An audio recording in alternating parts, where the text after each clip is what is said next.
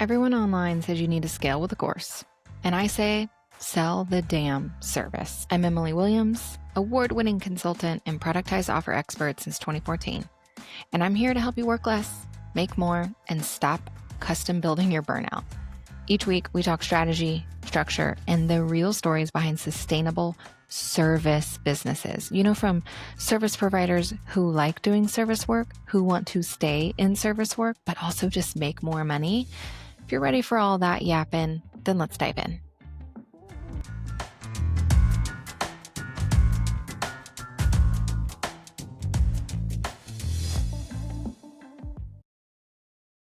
What's on your mile-long to-do list today?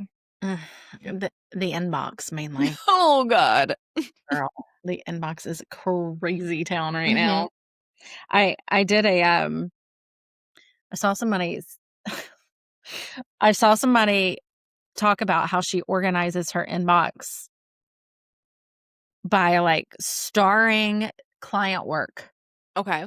And so all of the client work is at the top of the inbox. And then she Yeah. flags important and any like ongoing projects or like stuff with you in the middle section, and everything else gets filtered to the bottom. Yeah.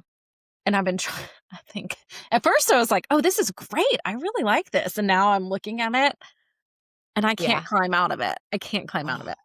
Yeah. I think with a traditional inbox, I can just like go through it. Yeah.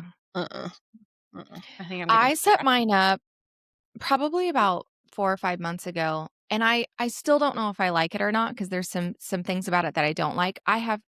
It's something kind of similar, but I have just unread at the top and then everything else at the bottom. I am team archive. I never delete anything. same, unless And it's so I delete. right. And so I will just select all, and then I just unselect the ones that I don't want to archive at this moment. And so I just archive a whole bunch. And that for me is kind of twofold, where it's like, well, if I'm just immediately archiving it, why am I on this list? Like, I don't want it. Right. But some of the things where it's like, I don't know, it's from a software that I use. And I'm like, I don't want to hear about your online event that you're hosting, but I do want to hear if you update the platform and what Yes. changes are. Right. So like some of that's kind of. I have a filter. Now I've had this for years and I swear by it. Because some of those things I'm like, well, I really want to read this person's newsletter or their Substack or their article, but I don't have time to do it right now, but I don't want it taking up inbox space. Yeah. I flag it as a to read. Mm. And so all of those go to my to read folder and I Yeah. will read them when I have a moment. But my problem is there, I have a reference later folder. Yes. And it is just, do I ever reference it later? Yeah. No. Oh yeah. I have a to do folder or like things to think about doing folder. And you check it?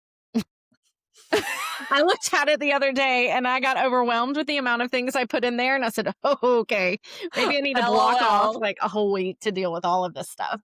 Oh, Yeah.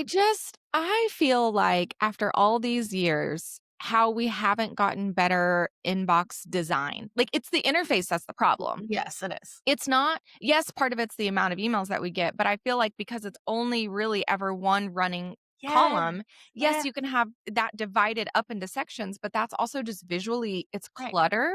It's visual digital clutter. It is. And as people who like very pretty things and simplified things, I think that's also a big reason why we hate our inbox. Oh, yeah. Well, and I think I don't want to get off of email list. No. I don't like getting on social media. Right. And so this is how I'm like, okay, if I'm not going to get on social media and I'm going to miss everybody's posts that I really want to be seeing, at least these people are emailing them out and I can come back to them when I can. Yeah. So I don't want to get off the list. Right. But there's got to be a different way. There's got to be a different way, because it's truly like Gmail email gods, listen to us. Yeah. You know, as service providers, as people who like our clients are actually communicating to us through our inbox, and we're small businesses. So like, I'm not about to move to fucking some client portal CRM communication situation. That's not about my life. But when you go to open your inbox and you're like, okay, I'm ready to do client work, you're not in the headspace to read a blog post or a Substack or whatever. And that could be your whole day if you decide to context switch. I used to, when I had more time in my schedule, I used to have an hour or two every week blocked out just for reading articles and Substacks and whatnot. I don't And know. I do feel What like that's appropriate to bring back. I do feel like Mhm. giving yourself that space. I talked about this on a workshop I did recently where, because I work with service providers, you all know this, and I want you all to get to do your craft more, the thing that you like doing, right? And not necessarily fill that up with more work because as creatives, we need that white space to read or work on a craft or Yes. cook or whatever, Whatever right? it is. Right. That literally is what keeps us good at our jobs. And so I do think that that's worth I do prioritizing. I need to. I actually thought this morning, I was like, I need to block off some time on Friday mornings to do this again. Yeah. This is my kick in the pants to do it. Yeah. Yeah. What's 1 hour? Start with 1 Right. hour. 1 hour. I can get on the walking pad and I can read and Yes. just while I walk. Yes. I didn't you have I have my walking pad now. Have we meetinged yet when I'm on my walking pad on my treadmill? I think we did right after you got it, but you didn't put your video on. Oh, that's right, yeah. Because I was like, I'm over here sweating, I bet. and I remember months ago when you and I did a meeting and I was on mine and I was like, "Oh, I'm sweating. I have to get off. I have to get off." dude, I one of my favorite things is learning that Taylor Swift would train for the Eras Tour by running on a treadmill, singing her entire set list, Mhm. and I'm like, "Bitch, I can't even walk at a mile and a half pace and talk to a client." Like, I don't know. How are you doing this? Literally, how are you doing Right. this? Yeah. The stamina, it's Uh-huh. bananas. Uh-huh. Oh my gosh.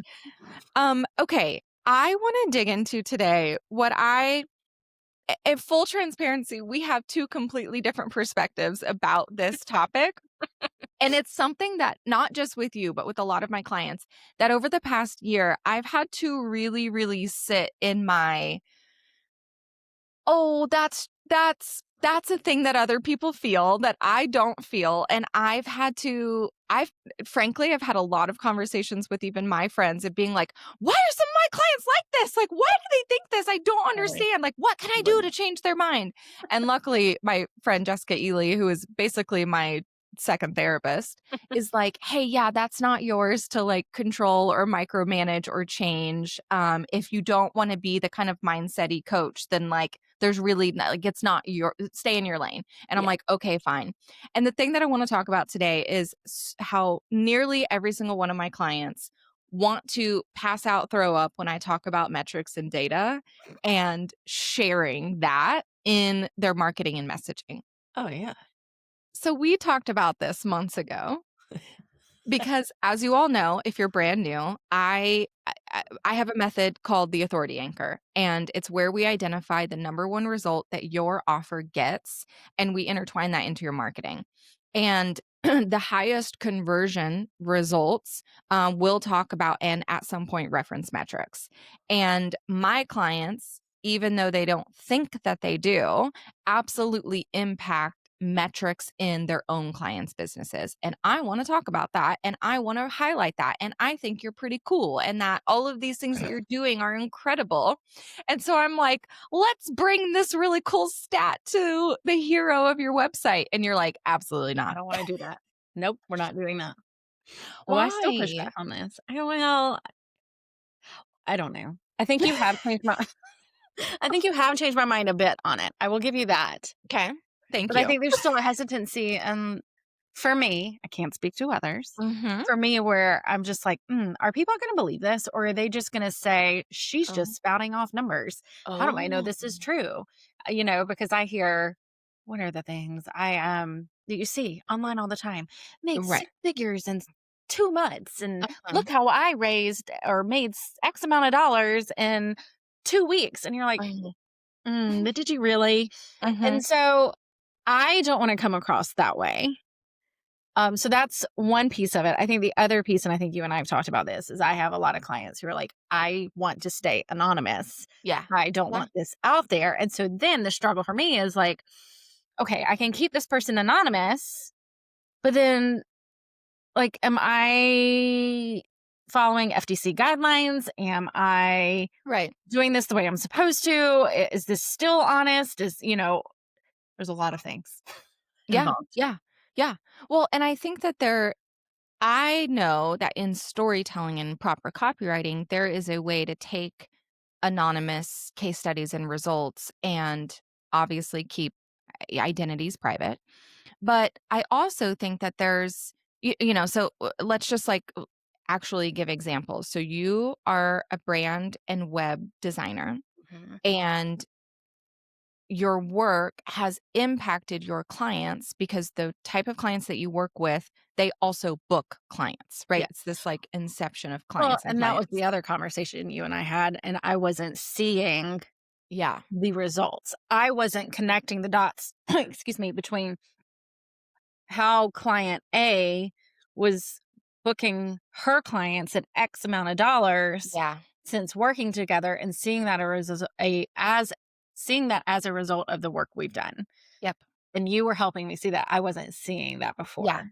So, Well, and I think what I've realized even in our conversations is that, okay, fine. If you don't want to put the sexy stat on your website, I can't make you.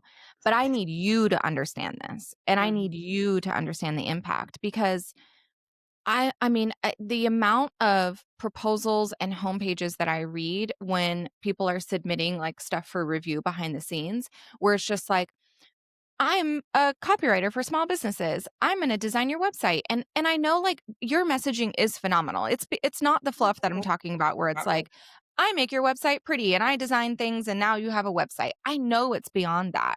right. And there are so many providers out there who it is like that very surface level. Like this doesn't actually tell me anything. It tells me the theme of what you Mhm, do, but it doesn't actually tell me any of the results. And so I'm still like hell bent on, okay, well, even if we're not going to quote somebody or reference an exact number, can we weave in, I work with I build websites for creative service providers that lead to faster bookings, higher paying clients. Like those are still general. They're not referencing a specific thing, but it is telling an example of the result that they could get. mm.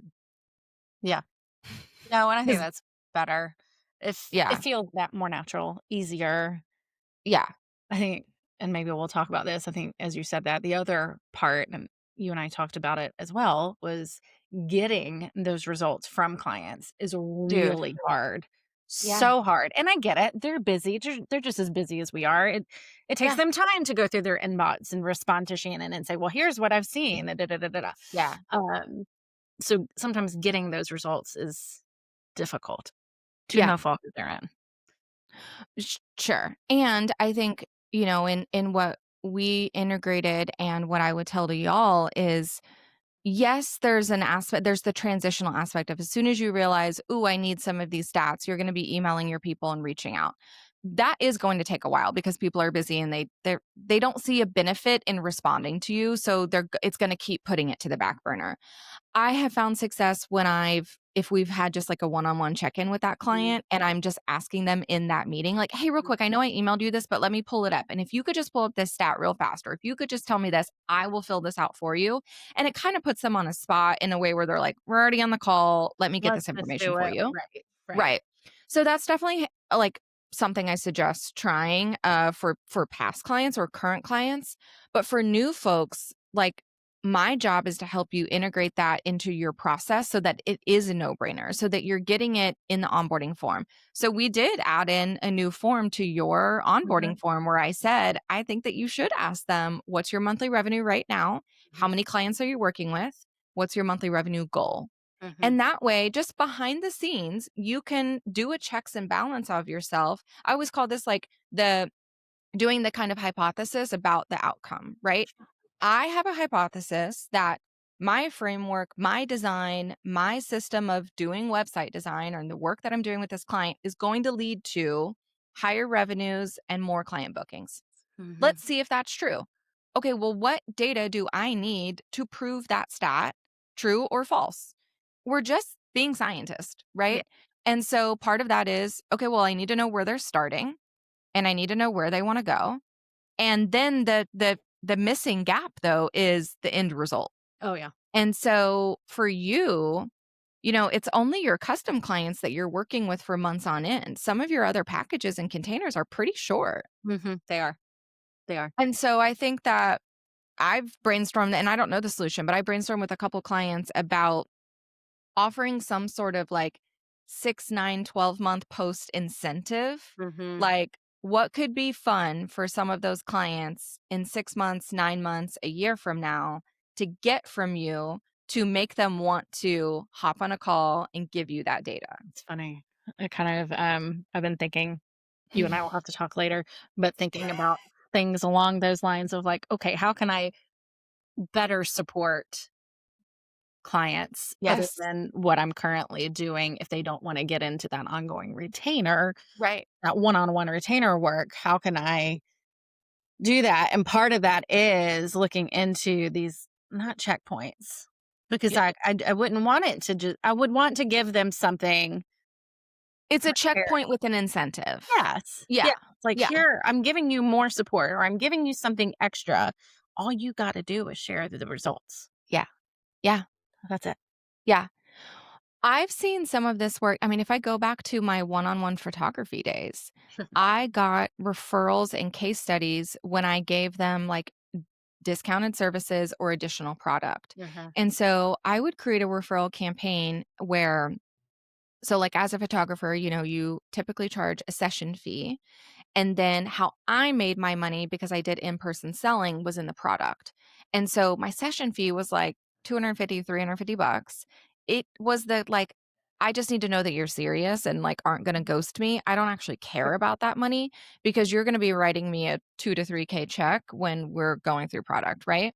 Right. And so, as soon as I would work with a client who did order, 2,500, 3K worth of product, they know friends and people who will also have those same spending behaviors. That is literally just how it works. We Mhm. are birds of a feather. Like that Yep. is literally it's in every part of our aspect. Your friends will spend money on the same things that you spend money on. Not Yes. every time, but like that's generally how it works. Mhm. Mhm. And if I am going to call one of my girlfriends and say, you need to hire this photographer. She captured our family and she did this, and I have this whole canvas. Guess what my friend's going to say? Let me hire her. And what did she order? I want that. I want that. Like, I that's want it that literally way. how this Oh, works. yeah. And so, whenever I would leave that session and they were happy because they got all of their products, I would come to them and hang their stuff for them. So, like in part of our Uh-huh. session, I had like my step stool, my measuring tape, and I was like mapping out gallery walls. And I'm like, this would look so cute here. Cause like just design and interior styling is like one of my favorite things. And most people don't have that skill. And so they basically just did what I told them to do. And so they order the thing. Well, then when it comes in, again, I feel like I've had the same philosophy like my entire service business. I care most about you actually implementing what I say instead of like the work, right? Mhm. And so I would come in with my hammer and my nail and my screws and like all the things. And I'm like, bitch, we're getting this up on the wall. It's not going to sit in this plastic Mm-mm. wrap in your dining room for 6 months. We're going to hang it. And so I'm doing it and we're looking at it and they're crying and it's lovely and it's beautiful. And I'm like, hey, do you want to refer some people who like want to have this experience? And so part of it is like understanding the high of your customers. Mhm. When is the peak? And how can we capitalize on that peak Mhm. so that you can unlock more of those Yep. people? Yep. And so, yes, I want to brainstorm what could a bonus incentive be, but also where is the peak of your existing relationship and Mhm. how can we slide in there with Mm. an easy ask for them to give us some information? Yeah. Are you actually asking me right now? I'm actually asking you. Oh. Well, I think it depends on the client and what we're working on. I mean, I'm thinking about current clients right now, and if they're in a custom long-term project, Mhm. I mean, there's going to be different peaks. Maybe it's handing off the creative direction. Maybe it's handing off the first logo concept. Maybe it's handing off the final brand guidelines. Maybe it's when they see the website come to life or when it's launched. Maybe it's even when they book their first high paying Right. client or get their Right. first couple of orders from just sheer organic traffic from Yeah. SEO efforts we've done. I think it just depends on the client. For my intensive clients, that's going to come at the end when they I think see at the end of those 3 days, oh my gosh, Shannon got how much done for me? How the heck yeah. did you do this? Or my one on one retainer clients, it could be Gosh, those are just ongoing ups and downs. Yeah. I'll get messages or emails. Oh my gosh, Shannon, we got 9 orders this week just Yeah. from the Okay, people so who are here's with us. I immediately what my mean, brain is thinking. This is turning into a strategy session episode, and it's my favorite. Okay, here's what I okay. think we should do. I think we should create a form for you that's internal, that you see, that is just it's name of client and it's result, right? It's Mhm. just 2 fields. Uh-huh. And I want you to start the practice of having that pulled up when you go into, because you're talking to these people one-on-one at these various Yeah. points, right? Oh, yeah, all the Okay, time. so you're on the call and you're like, here's your creative direction, here's the brand guide, here's this, here's whatever. And they're saying words, and you start filling out that form. And Mm, all I want you to do it, because it doesn't have to be succinct, it's just like bullets and notes, and make it, rich text. But sure. I want you to start to get into the practice of asking them in that conversation as they start to brag about whatever. We just got 9 orders. We just booked our highest paying, wedding. We just did whatever. And I want you to just pause, and I don't know if this is the exact question, but I truly think it's 1 to 2 questions that would really feel succinct into the conversation, but you're capturing a result. Because at the end of the day, people love talking about themselves, Mhm. and they love talking about like positive things that have happened, right? Oh, And yeah. so, can you, as they start to brag, can you dig in deeper and say something like, or ask something like, oh my gosh, okay, so like, what's the impact of that? Or how do Mm, you feel about that? yep. Dot, dot, dot, dot, dot. What do you think in our work together? We're like, what do you think made that actually happen? That's so interesting.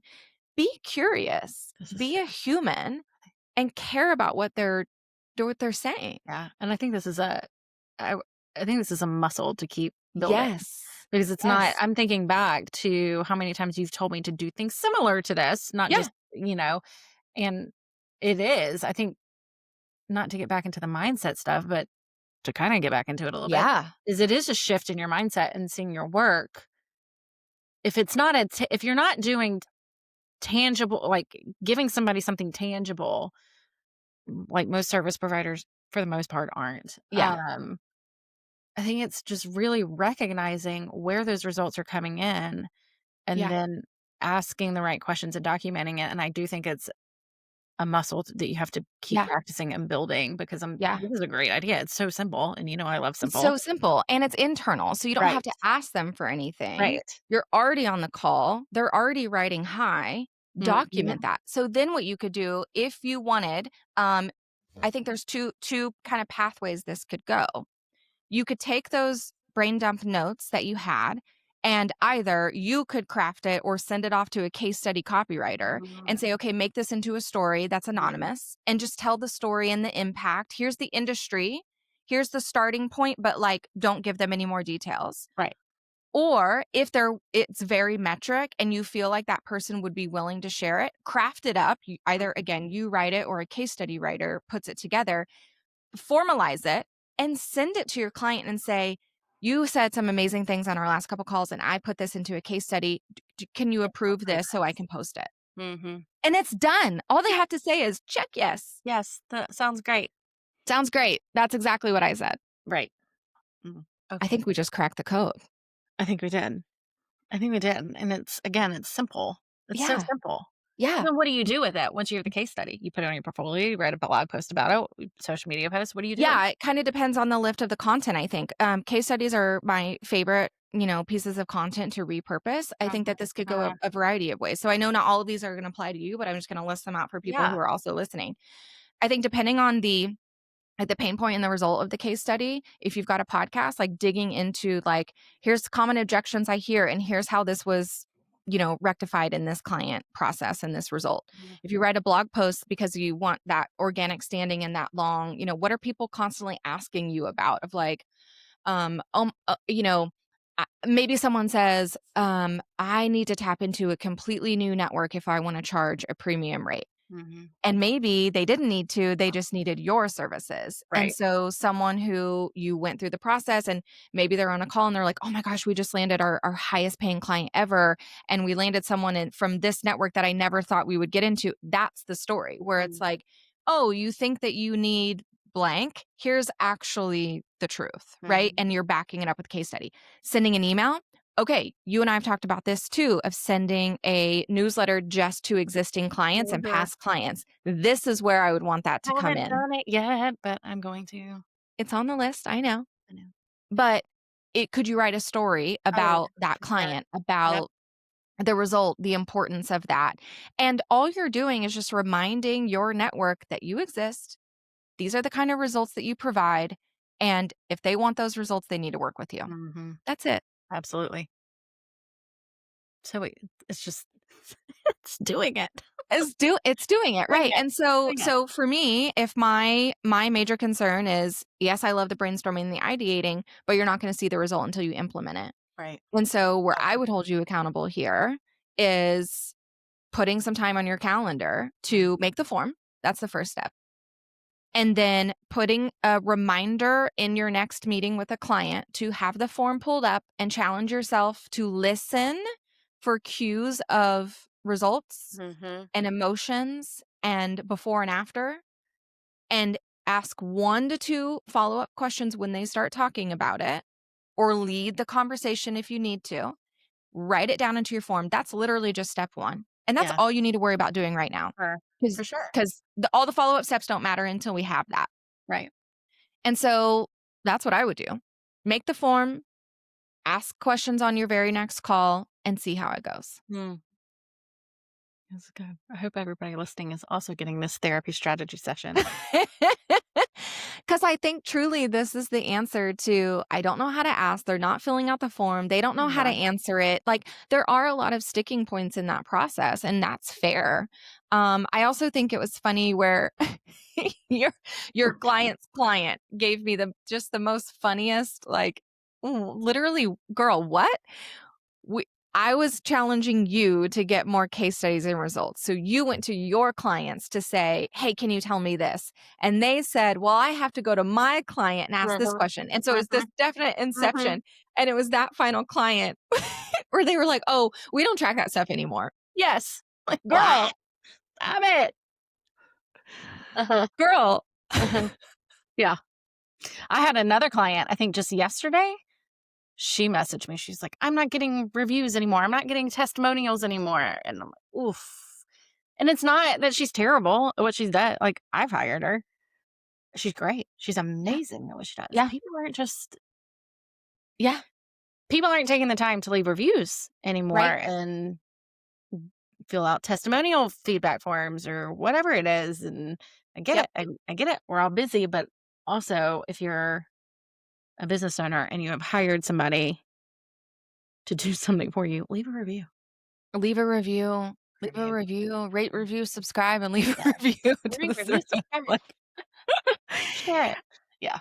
well, and what's funny is I also, I'm taking cues from other industries like Etsy. When you buy something Mhm. from Etsy, their Mm. biggest fault is before you even get the order, they're Yeah. typically asking Right. for the review, and Rate that's this not on the review. Like, seller. I haven't That's seen this. Yeah. You're Oh, right. yeah. That's That's Etsy then. Etsy's problem in their Mhm. system. But what's a similar version for some of you guys that something like that might make sense to where someone Mhm. enrolled in something, they did something, and you send them kind of like a product email that's like, Yeah. "Thank you for your purchase. Can you leave this kind of Yeah. review?" For some of you, that might make sense, and that might be a nice first level before you have one-on-ones with your client or before you dig into the weeds. But I remember I had a client who I still work with this person. They're amazing. We work one-on-one together, and we're in a meeting and they were like literally blowing kisses like on the video as I was showing them something and doing the like Taylor Swift heart where they're like, "I'm just so happy right now."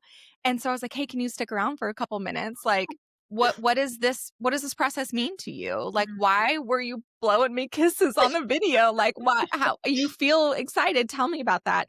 And I just had to jot it down because I'm sitting here thinking I need a form for myself to I need have to do pulled up this. when I'm on Right. client meetings so I can track it, because it's on one of these notes somewhere and I haven't done anything with it because I Uh-huh. haven't put it into my system yet. But it's just that. It's just paying attention to what are the cues where I could have an actual conversation, because I think that that's part of it, is we feel like we're just like, "Okay, what are the results I got you? Tell Right. me." Right. And I want you and people listening to it- it's the art of just having a literal conversation with Mhm. people and knowing when to ask follow-up questions. I think that that is critical. Huge. It's Yeah. huge. And I'm Are you thinking, going to implement this? yes, I am. I was looking for a Post-it note so I could write it down and not forget it, but I don't have any. So Mhm. when this Mhm. episode comes out, it'll be a very swift kick in the pants reminder. Well, it's not coming out until January, so I'm going to Oh, need you to do it before then. okay. I'll write it down as soon as we're done. Yes. That's Yes. funny. That's funny.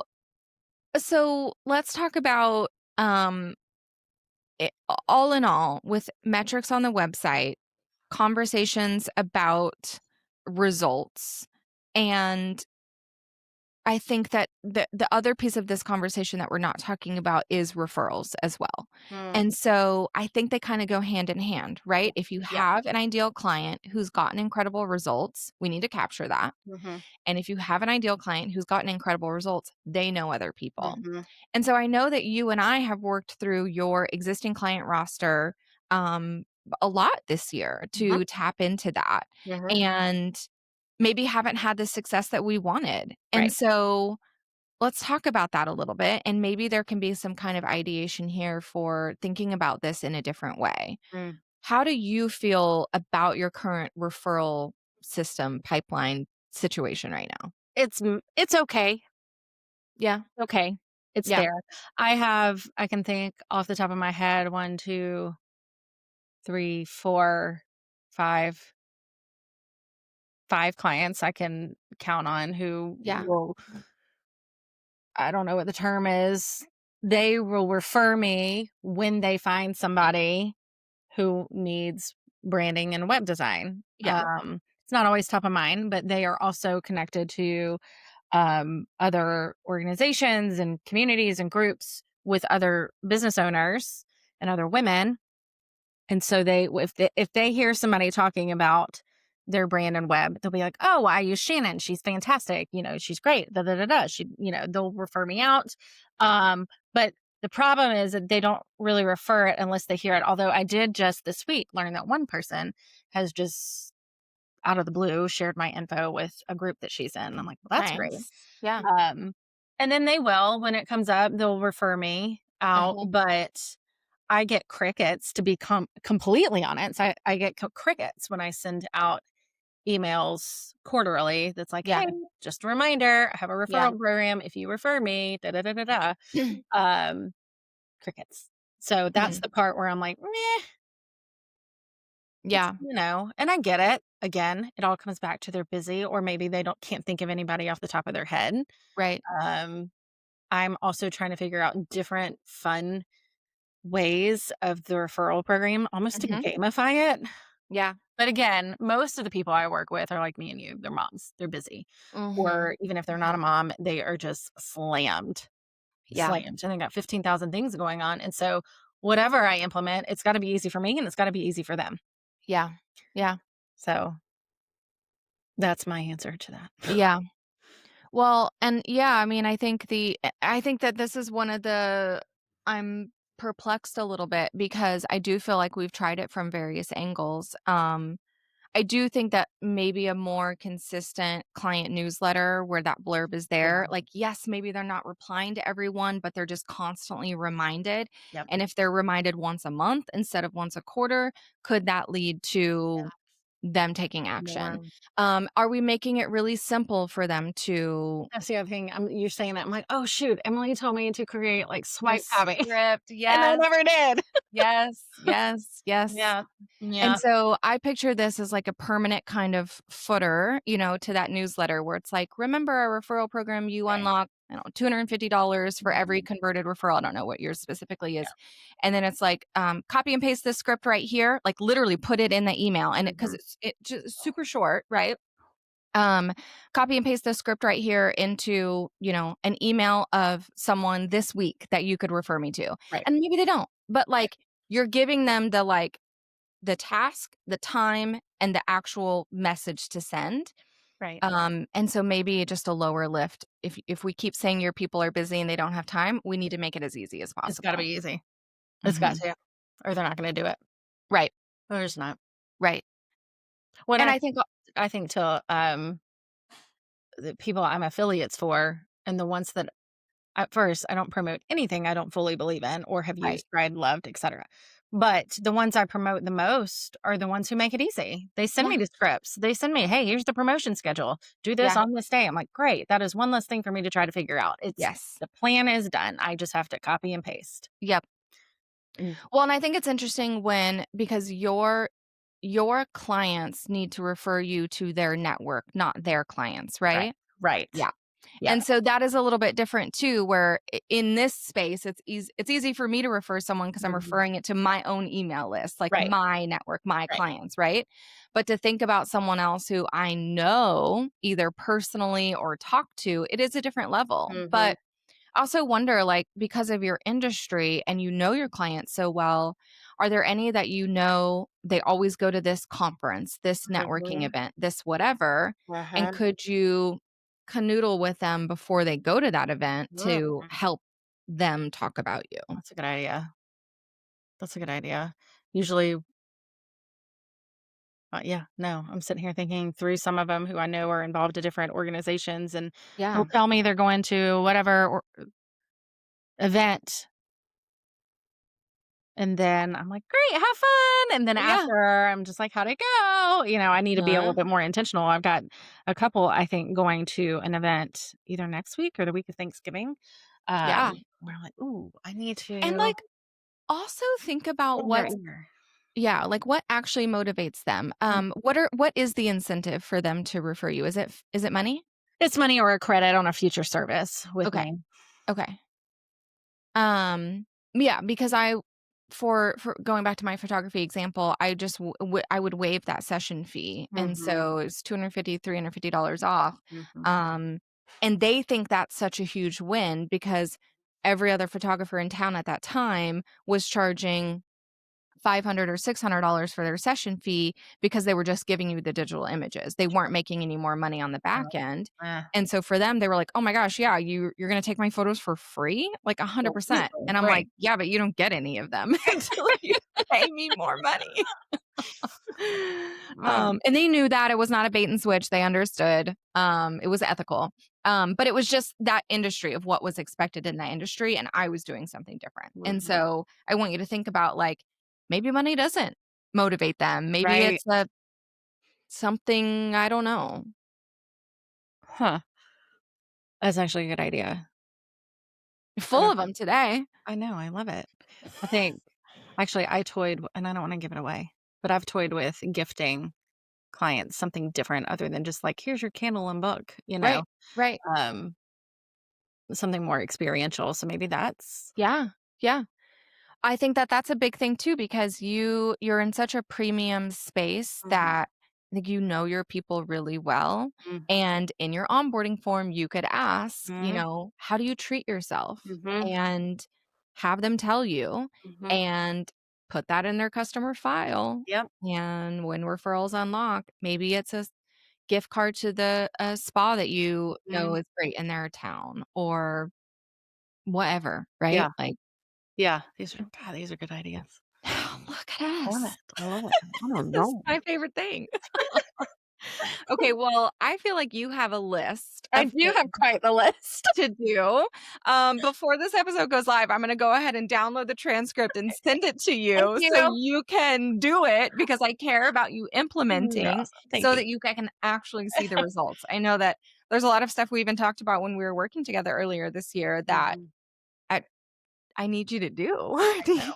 I need you to implement. I need to go back And to her. I get it. It's making the time, and it's part of my job is communicating the importance of what this is gonna get for you. Right, Like, part of the reason why you don't have time is because these things aren't working for you, right. and they're not pulling their weight. No.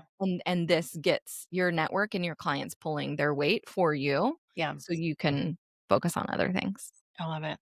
I love it. Okay, well, before we wrap up, we've teased it already that you're in web design and brand, but I would love for you to give me a little bit of a blurb about what you do and who your ideal client is. That way, if anyone is listening, if they want to hang out with you, follow you, reach out, they know it's for them. Yeah, I work with established founders, mostly small businesses, mostly women, but I do not discriminate. But usually the best way of getting started with me is through one of the brain strategy sessions. And I have recently learned my brain strategy session is way more robust than what most are offering. I had no clue until this week. Um, I could have told you that. I did not know. I did not know. Now I know. You get a lot with that session. But you are handed a complete strategy and a roadmap, and then you can take it from there. You can do it yourself. You can take it to another designer, or you can hire me to do it for you. If you hire me to do it for you, you get the full cost of that session applied to a custom project. But I also do design intensives and custom brand web and SEO projects. So Awesome. Where can they find you online? SundayMuseDesign.com. Perfect. All right. You all go check out Shannon's work and go connect with her online. Yes, please do. Thank you so much for being here today. you. This was a fun little It was fun. working strategy session, Yeah, I feel like. It's going to turn into this. Awesome. Hey, send me the transcript. I will. Thanks.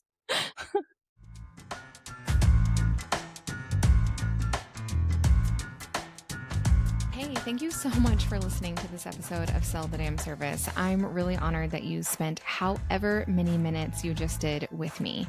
Now, if you could go do me a very quick favor and be sure to like, subscribe, leave a rating and a review for this podcast over on Apple Podcasts and Spotify, or, pick your favorite platform. I'm not going to be that choosy.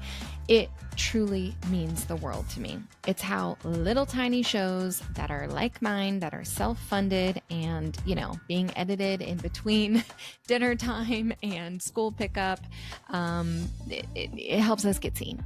It's free for you to do and takes just a couple of minutes. And I would love you forever if I could send you an edible arrangement as a big thank you. I would. So instead, consider this giant thank you directed just at you for going to do that. And share this episode or this podcast with a friend who needs to hear it. I love ranting and raving about service-based business strategies. And, I think more people should listen to this show, honestly. So I appreciate you. Thank you so much. I really, really, really am grateful that you're here, and we will chat very soon.